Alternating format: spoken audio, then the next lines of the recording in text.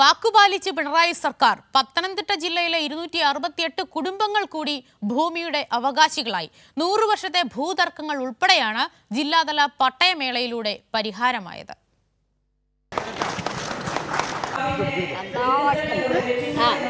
ഞങ്ങൾ 100 വർഷമായിട്ട് അവിടെ താമസിക്കുന്നവരാണ്. 100 വർഷമായിട്ട് ഞങ്ങൾ പല പ്രാവശ്യമായിട്ട് ഇതിനു വേണ്ടി ഒത്തിരി ഓടി നടന്നതാണ്. പക്ഷേ ഇപ്പം ഞങ്ങൾക്ക് സാധിച്ചു. വളരെ സന്തോഷം.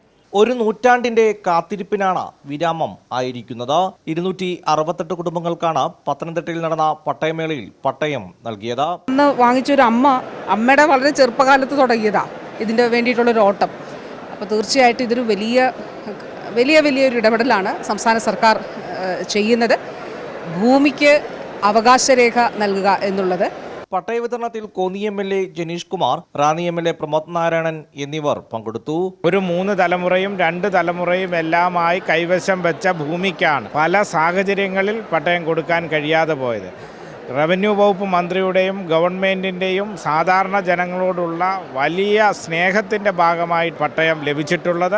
ഈ സർക്കാർ നമ്മുടെ കേരളത്തിലെ ഗവൺമെൻറ് ആരുടെ ഗവൺമെൻറ്റാണ് എന്നൊരു ചോദ്യമുണ്ട്. അതിൻ്റെ ഉത്തരമാണ് ഇത് പാവങ്ങളുടെ ഗവൺമെൻറ്റാണ്. റാന്നി, കോന്നി നിയമസഭാ മണ്ഡലങ്ങളിലെ മലബണ്ടാറി വിഭാഗത്തിലെ 49 കുടുംബങ്ങളും ഭൂമിയുടെ സ്ഥിരം അവകാശികളായി. ജൂലൈ 21-നാണ് പത്തനംതിട്ടയിൽ ജില്ലാതല പട്ടയമേള നടന്നത്.